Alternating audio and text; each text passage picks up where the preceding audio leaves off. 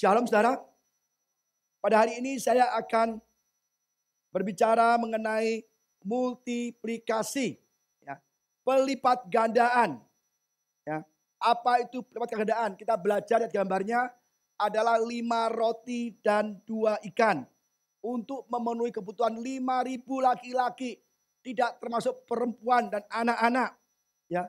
Jadi kita belajar dari kisah Yesus telah menggandakan roti. Ya, kita belajar bagaimana cara Tuhan memenuhi kebutuhan kita yang sangat besar dengan apa yang kita miliki sangat minim. Mari kita buka ayatnya langsung saja.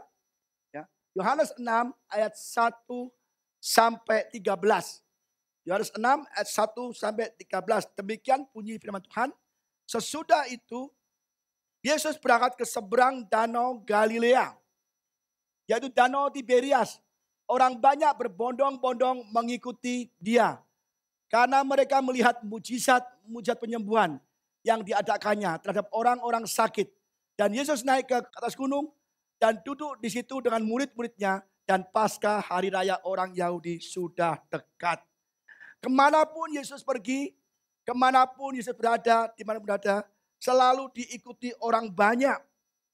Dan Yesus tergerak oleh belas kasihan, ya. Di Injil Matius dikatakan bahwa orang-orang karena ingin ketemu Yesus, dia mengambil jalan darat. Yesus menyeberang ke seberang danau Galilea dan orang tahu, wih, Yesus mau ke seberang danau Galilea. Akhirnya banyak orang di Injil Markus katakan mereka mengambil jalan darat keluar dari kota-kota mereka dan mereka mendahului Yesus. Ketika Yesus sampai di seberang danau Galilea, orang sudah menunggu Yesus. Kenapa? Mereka telah melihat Yesus bermujizat. Dan mereka ingin juga dapat mujizat untuk disembuhkan. Maka mereka mendahului Yesus. Jauh-jauh berjalan kaki dari kota dia keluar. Dari desa-desanya. Dan dia mengambil darat untuk ketemu Yesus. Yesus nyampe mendarat. Udah banyak orang yang menunggunya. Beda dengan jemaat-jemaat sekarang saudara. Kita biarkan Yesus yang menunggu kita. Ya kan?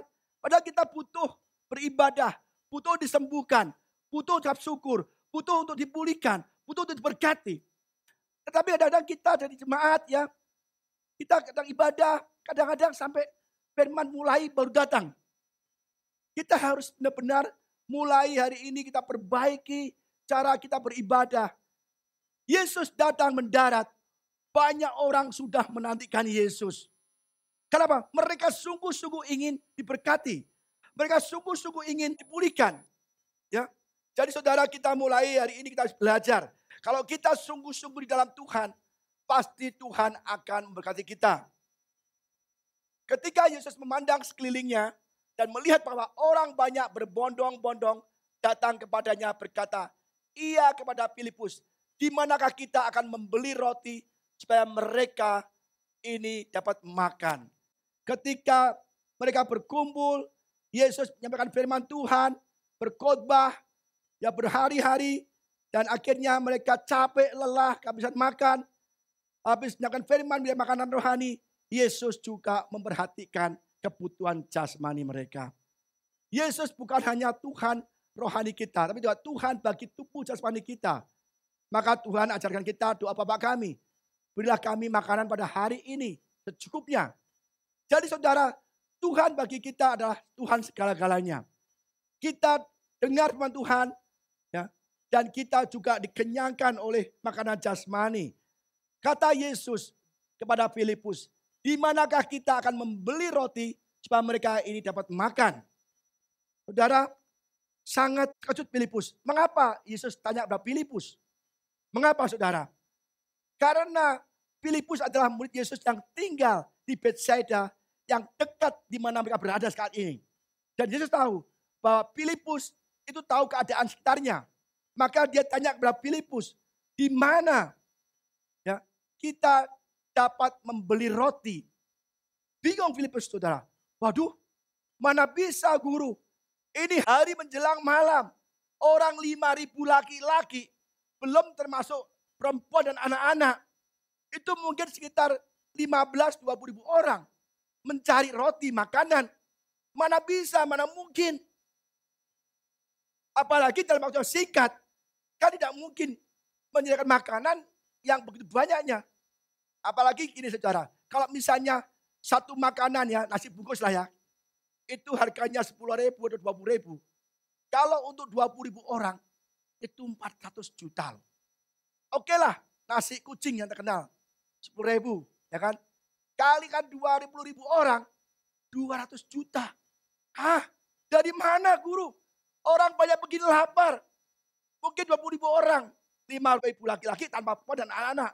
Sama perempuan sudah mungkin 10.000. Anak-anaknya sudah 2, sudah 3, sudah 5. Oke lah kita anggap 20.000. Bagaimana kita kasih makan demikian? Enggak mungkin. Tapi di ayat berikutnya hal itu dikatakannya untuk mencobai dia.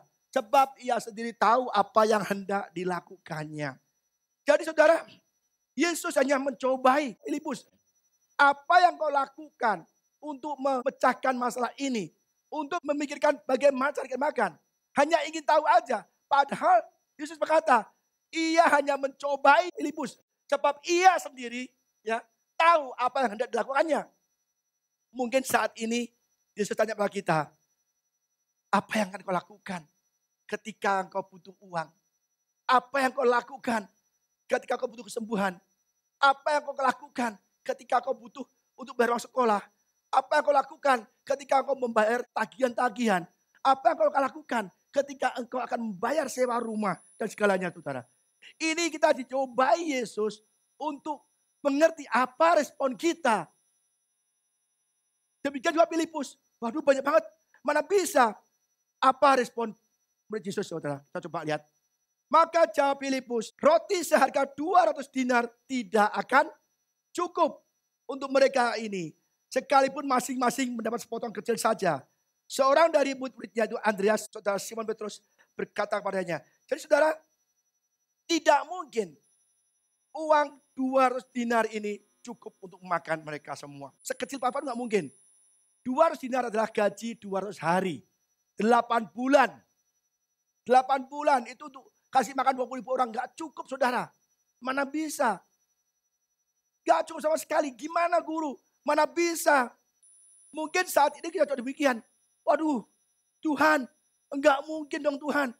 Ini kebutuhan menumpuk. Sudah didesak uang sekolah. Uang pemberian ini, pemberian itu. Tapi uang gak ada Tuhan. Bagaimana? Akhirnya kita kayak Filipus. Waduh gak mungkin uang segini. Kita memutar otak untuk mencari pertolongan. Terkadang Tuhan izinkan untuk mencobai kita. Dengan cara apa? Diizinkan kita ada masalah yang berat. Diizinkan banyak tagihan-tagihan yang mendesak. Mungkin kita sedang ditunggu debt collector di bawah. Kita gak tahu. Kita pulang ke gereja. Langsung dicegat debt collector. Kita gak tahu. Saudara, kadang-kadang kita nggak tahu, pulang rumah besoknya telepon. Ibu belum bayar kartu kredit, udah 5 bulan menunggak lah. Saudara belum pernah ketemu debt collector kan? Waduh saudara, bisa ngeri saudara, takut saudara. Ya itu dia izinkan Tuhan, supaya Tuhan ingin tahu responnya apa. Tuhan bagaimana membayar puluhan juta, uang saya cuma 1 juta aja. Tuhan mana mungkin uang 200 dinar untuk kasih makan 20.000 orang. Saudara, Tuhan izinkan itu terjadi. Bahkan di Markus 6 ayat 38 mengatakan demikian. Tetapi ia berkata kepada mereka, berapa banyak roti yang ada padamu? Cobalah periksa. Cobalah periksa. Jadi ketika Filipus bilang, guru, gak mungkin uang 200 dinar untuk membayar semua roti-roti ini, 50 orang. Apa lakukan? Coba kamu periksa. Di Markus katakan, apa yang ada padamu? Berapa roti ada padamu? Coba kamu periksa. Akhirnya Filipus dan murid-muridnya keliling-keliling ke rombongan yang 5.000 orang. Memeriksa, siapa tahu ada yang bawa roti banyak. Atau mungkin, wah ini ada konglomerat. Wah ini ada pengusaha bank. Wah ini ada mau mendanai semua makanan. Dia cari-cari muter-muter. Apa yang terjadi saudara? Tidak ditemukan. Ini ya. Berapa banyak roti yang ada padamu? Cobalah periksa. Periksa. Enggak ada. Ternyata ada anak kecil. Di sini ada seorang anak yang mempunyai 5 roti jelai dan 2 ikan. Tetapi apakah arti itu untuk orang sebanyak ini? Saudara, bayangkan 5.000 laki-laki, belum masuk perempuan dan anak-anak. Hanya ada 5 potong roti dan 2 ekor ikan. Pasti tidak bisa memenuhi segala kebutuhan kita, saudara. Gak mungkin. Tapi itulah adanya. Tapi ketika Filipus membawa ini Tuhan, ini Yesus ada anak kecil membawa 5 roti. Tetapi apa artinya? Demikian pula kita, tagihan besar, pengeluaran besar, utangnya banyak, udah deadline, dikejar-kejar, debt collection berganti. Tuhan, aku hanya ada barang segini Tuhan, uang hanya sedikit Tuhan. Tapi aku percaya kalau aku serahkan dalam tangan-Mu, maka akan terjadi mujizat. Saudara, kita berulang kali telah alami. Kadang-kadang kita, waduh butuh uang banyak, tagihan banyak, saatnya gajian, apapun saudara. Tetapi kita Tuhan, kami hanya barang sedikit. Tidak ada artinya. Tuhan bisa loh berkati kita saudara. Jadi apa yang kita punya mungkin gak berarti. Apa yang kita miliki hanya sedikit. Apa yang kita miliki kurang untuk menuntut kita. Berikan kepada Tuhan. Maka Tuhan akan melipat gandakan.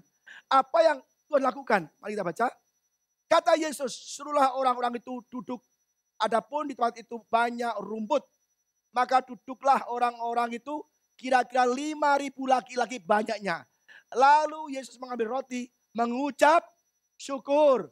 Dan membagi-bagikannya kepada mereka yang duduk di situ.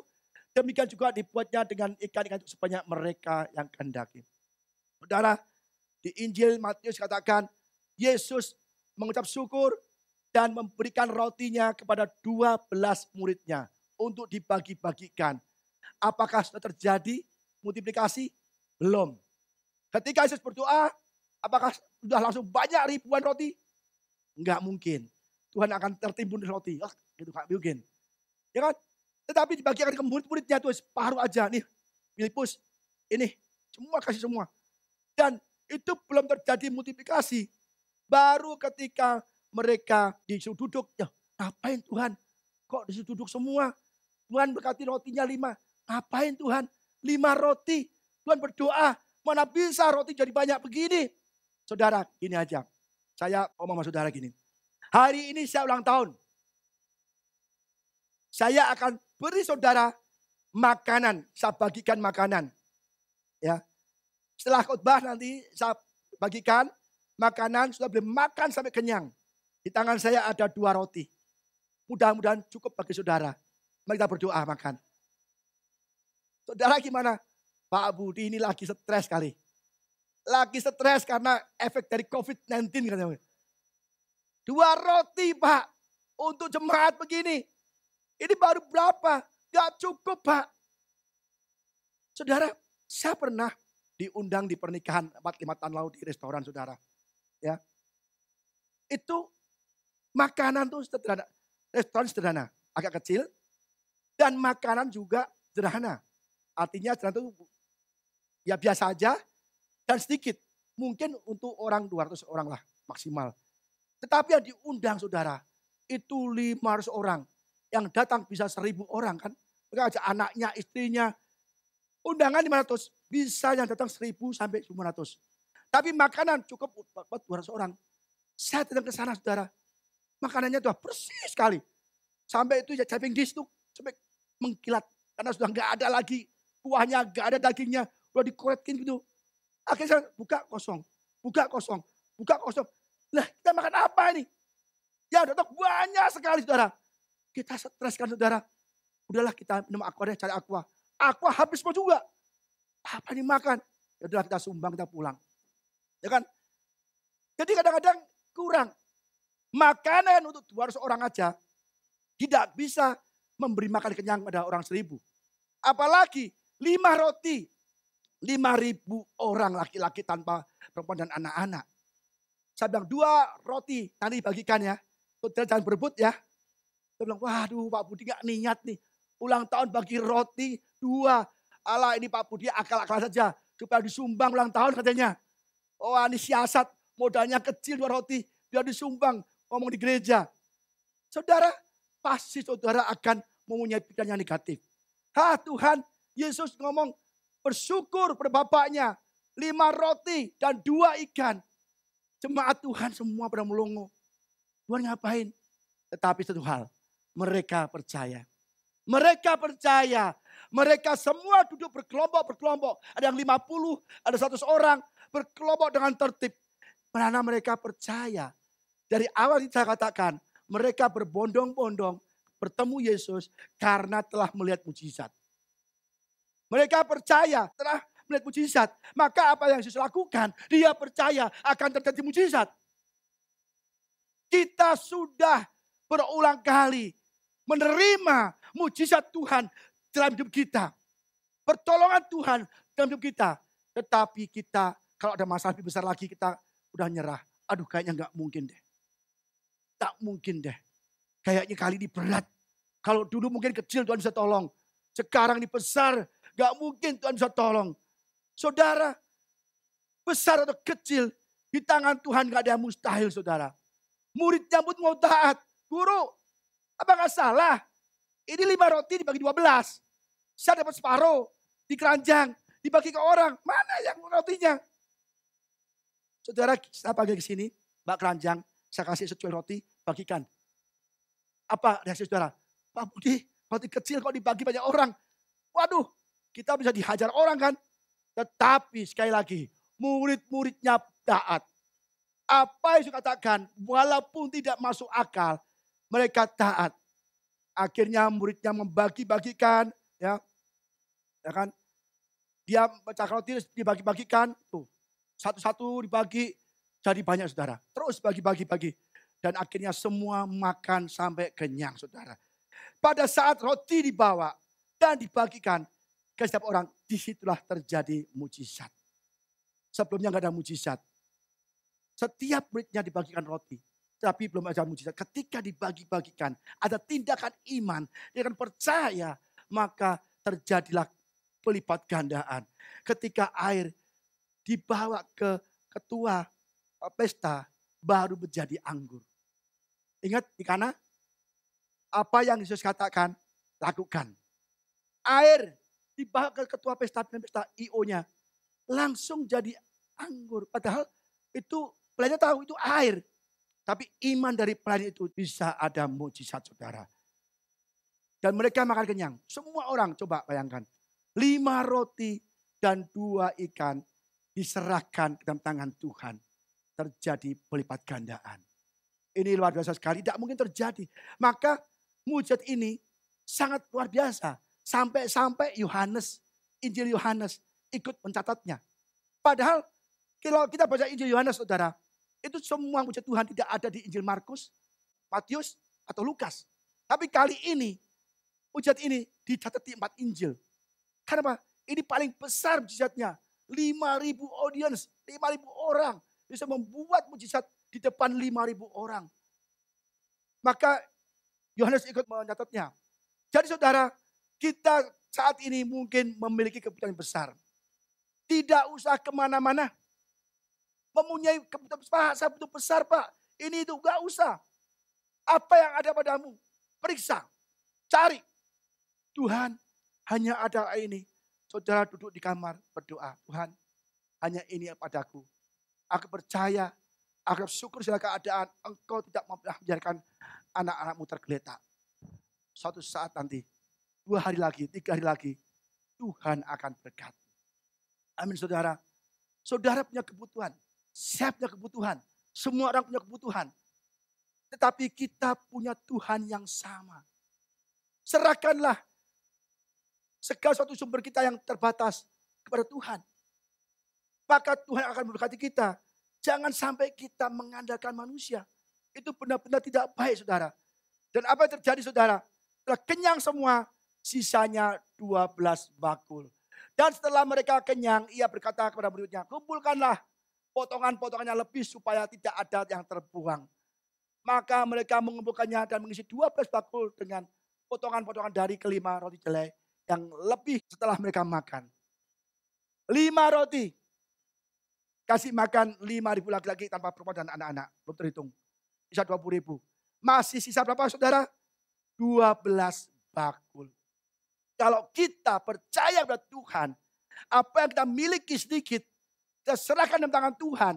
Kita berdoa, Tuhan akan memberkati, memenuhi kebutuhan saudara. Bahkan jauh lebih banyak dari saudara yang butuhkan. Pernah kok kita berdoa, kita nggak punya uang, tapi Tuhan, aku nggak punya uang nih Tuhan, cuma 1 juta, ya kan? Tapi kita bisa sumbangkan ke orang, sebagian kan orang atau membutuhkan.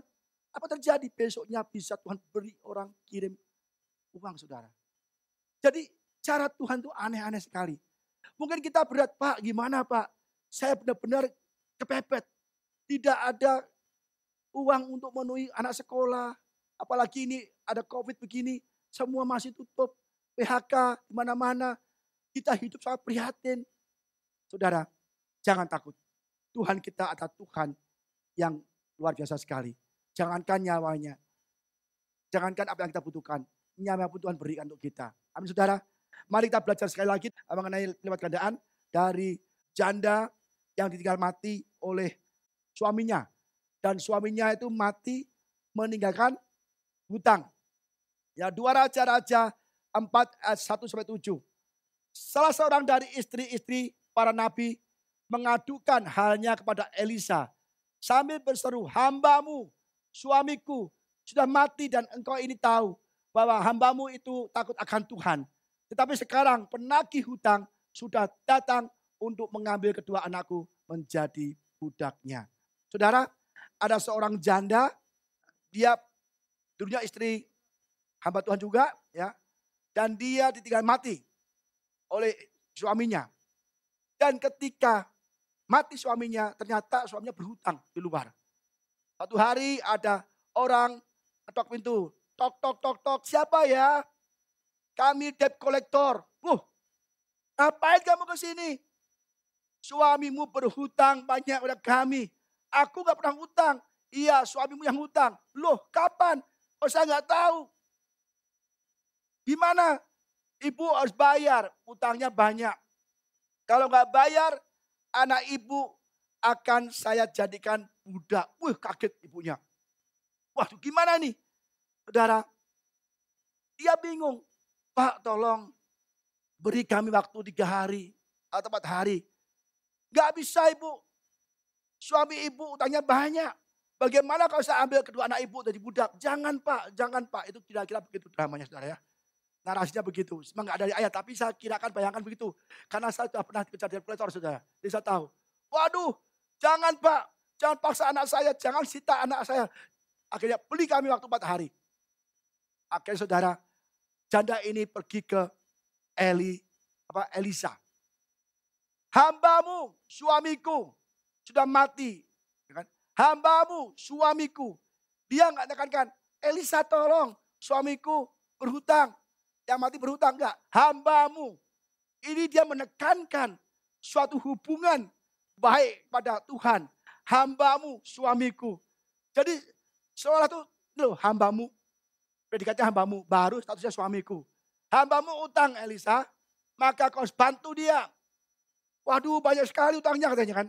Tapi saudara, ini ilmu ini kayak waktu Lazarus dibangkitkan. Guru, orang yang kau kasih sakit, ingat gak?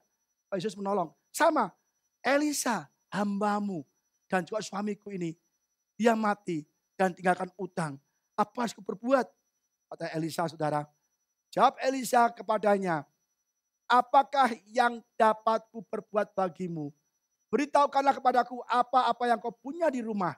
Berkatalah pemain itu, hambamu ini tidak punya suatu apapun di rumah kecuali buli-buli berisi minyak. Jadi ini benar-benar janda yang sangat miskin. Ke Elisa, tolong Pak Pendeta, hambamu, suamiku mati akan utang. Apa yang berbuat? Elisa bilang, coba kamu lihat, beritahu apa yang ada di rumah. Mungkin ibu bilang, aduh, jangan-jangan saya suruh jual kasur, jual mebel, kulkas. Tapi dia bilang, aku gak punya apa-apa. Berarti benar-benar dia miskin. Mungkin sebelum ke Elisa, dia cek dulu, wah mau jual apa ya? Kulkas gak ada. Kursi udah patah. Mau jual kasur udah bolong. Mau jual apa lagi nih? Dicari-cari gak ada yang dijual. Dia bingung. Tapi gak ada sama sekali. Jangankan ada harta benda dijual. Itu digade. Hanya ada minyak kecil. Satu buli kecil. Buat apa? Tapi akhirnya dia ingat akan Elisa. Dan dia ke Elisa. Cari, periksa apa yang ada padamu. Lalu berkatalah Elisa, pergilah, mintalah bejana-bejana dari luar, daripada segala tetanggamu, bejana-bejana kosong, tapi jangan terlalu sedikit. Bingung tuh ibunya. Hah, Elisa, aku hanya punya satu buli kecil. Engkau suruh aku ambil semua bejana yang ada di tetangga banyak sekali. Tapi jangan terlalu sedikit. Buat apa? Gak masuk akal saudara. Janda itu butuh pertolongan. Butuh uang untuk membayar hutang. Dia ke Elisa. Pikir-pikir Elisa akan dikenalkan dengan bos. Kenalkan dengan pengusaha, peternak, petani. Membantu janda ini. Tapi apa yang kamu punya? Hanya sebuli kecil minyak. Kamu pergi ke tetangga-tetangga kamu. Mintalah semua bejana. Semua. Jangan terlalu sedikit. Waduh.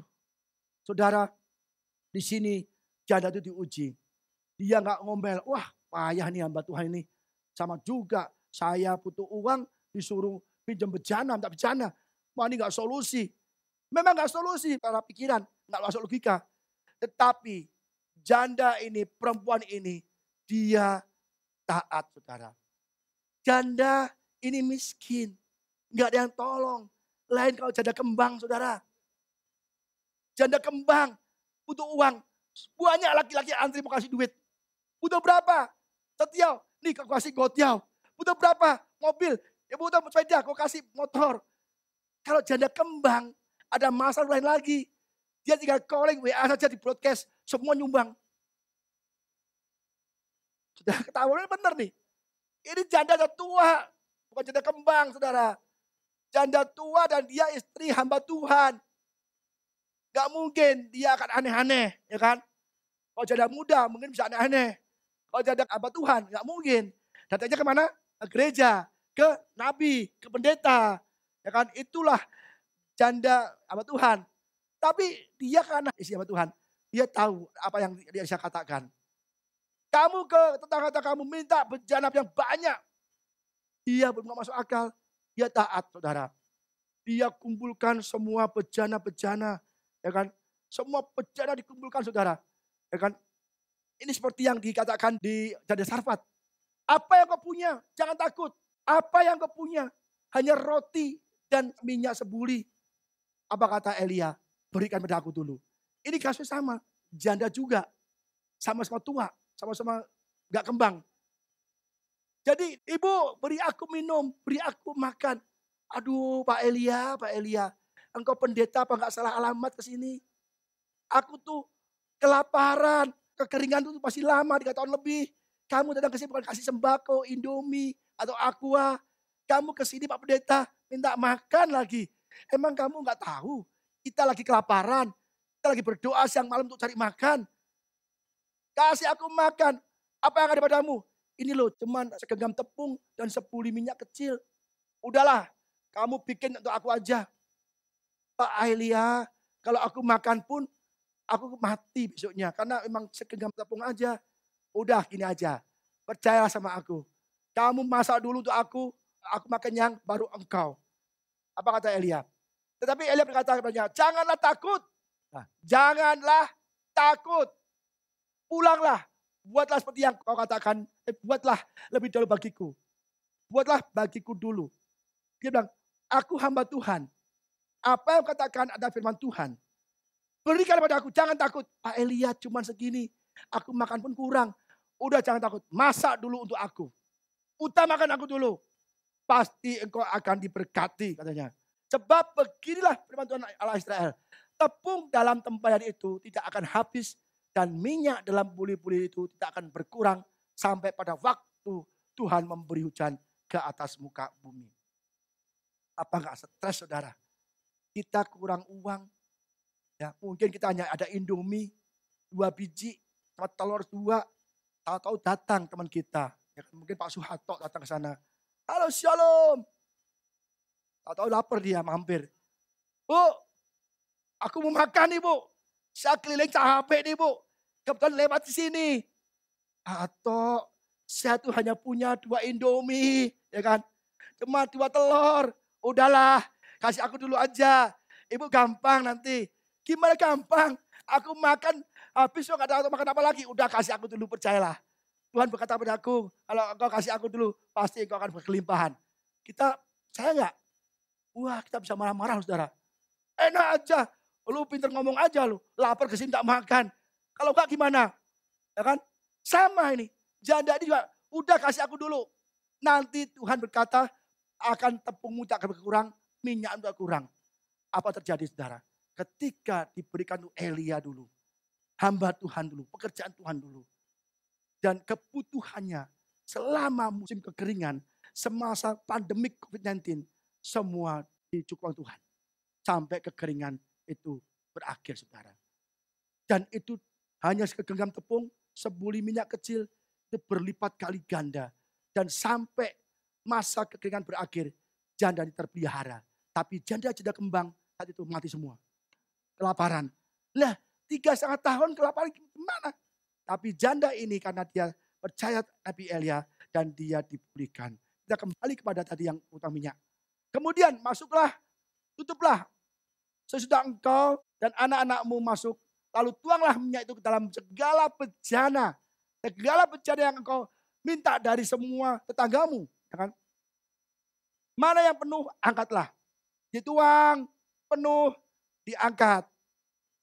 Tuang lagi, penuh. Itu bulik minyak kecil tuh saudara. Dituang tuh gak ada habisnya. Itu aneh bin ajaib saudara. Botol kecil, minyak kecil, itu dituang ke bejana besar. Kok gak habis-habis ya? Ngocor terus. Angkat nak, angkat ke sana.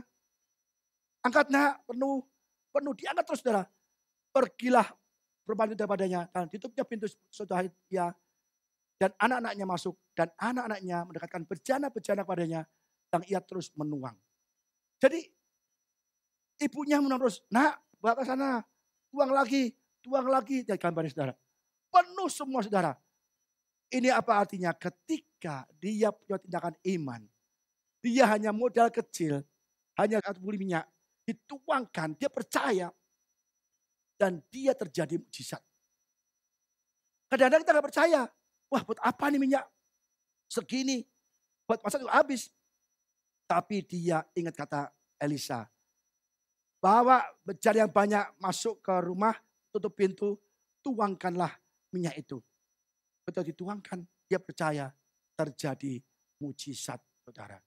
Saudara kita kadang-kadang apa yang Tuhan lakukan tidak masuk akal.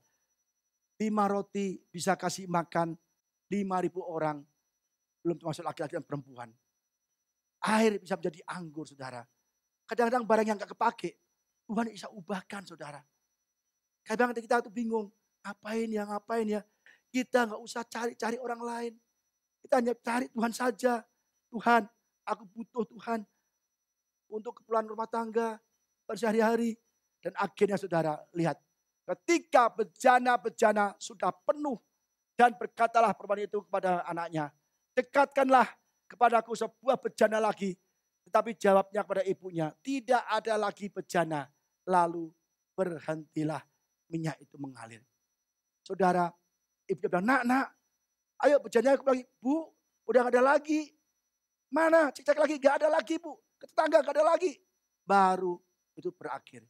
Kalau ada ribuan atau ratusan bejana kosong, pasti semua terisi saudara.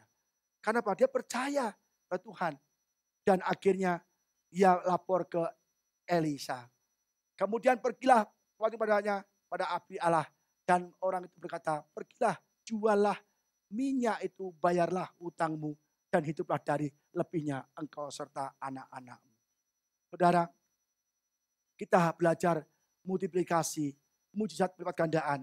Kita harus percaya. Mungkin saat ini saudara ada kebutuhan yang besar sekali. Besar sekali. Dan kita nggak punya apa-apa. Coba. Saudara pulang periksa. Apa yang ku ada ya? Apa yang ku ada ya? Apa yang ada ya? Saudara angkat kedua tangan berdoa. Tuhan, ini yang ku ada. Aku percaya Tuhan. Kalau aku serahkan dalam tanganmu. pasti terjadi multiplikasi. Kadang-kadang orang takut saudara. Aduh kurang. Dan kita akhirnya mulai ngaco-ngaco dan minta kepada orang-orang. Tapi tidak bisa saudara. Semua terbatas. Ya. Lalu pergilah perempuan itu dan memberkati Elia. Dan semuanya diberkati dan bisa saudara. Berkelimpahan. Lihat nih. Dan tepungnya, minyaknya enggak pernah habis-habis. Kita belajar mujizat lipat gandaan. Ya.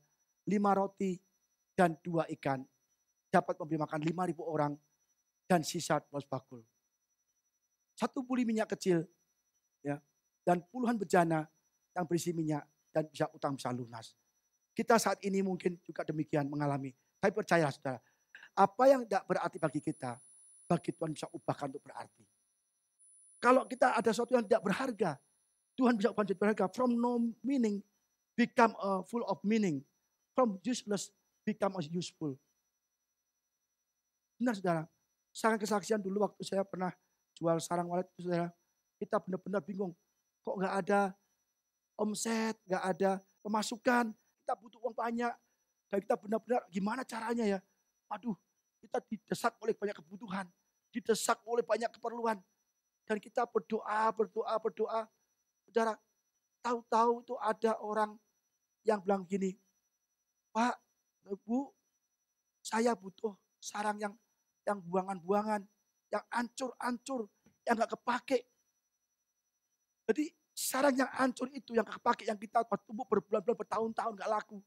Udah gak sampah aja. Tuhan datangkan orang untuk membeli itu saudara. Jadi bagi kita mungkin gak kepake, gak ada artinya. Tuhan bisa rubahkan untuk jadi yang berharga. Dan Tuhan akhirnya kirim orang itu untuk membeli pada kami saudara. Jadi mungkin saat ini kita banyak utang, ya tidak bisa bayar tagihan, cicilan rumah, kontrakan rumah, ya. Kita harus belajar dari janda ini saudara. Apa yang ada padamu mungkin gak berarti, serahkanlah kepada Tuhan. Berikanlah kepada Tuhan dan minta tolong kepada Tuhan. Kita harus datang kepada Tuhan memberikan apa yang kita punya. Tapi kadang-kadang kita lebih, aduh Pak gak bisa lah Pak, aku punya sedikit ngapain kasih Tuhan. Udahlah aku mendingan untuk pekerjaan aku sendiri aja. Kurang kok ngapain kasih Tuhan. Ingat Petrus ketika dia bangkrut, gak punya lauk karena dia gak dapat ikan. Semalam ambil bekerja keras, gak dapat ikan. Yang ada apa? Perahu kosong. Perahu kosong yang dia miliki saudara. Dan perahu kosong itu diberikan Yesus untuk Yesus mengajar di atas perahu. Ketika perahu kosong yang tidak ada gunanya ini, yang ada hasilnya ini, diberikan Yesus untuk mengajar di atas perahu, apa terjadi? Yesus mengisi perahu penuh dengan ikan, bahkan 2 perahu penuh. Mungkin sebelumnya Petrus hanya mendapatkan 3 ember, 4 ember ikan. Teman saya hobi mancing saudara. Mancingnya bermalam-malam. Dari jam 5 sore sampai jam 5 petang lagi. 24 jam. Tahu nggak dapatnya berapa? Dikit saudara. Hanya berapa ember doang. Hanya ikan berapa biji doang. Semalam-malaman mancing sampai siang. Dapatnya berapa ekor aja. Sama dengan Petrus. Tapi ketika Petrus memberikan kepada Tuhan perahu kosongnya untuk dipakai Yesus. Apa terjadi?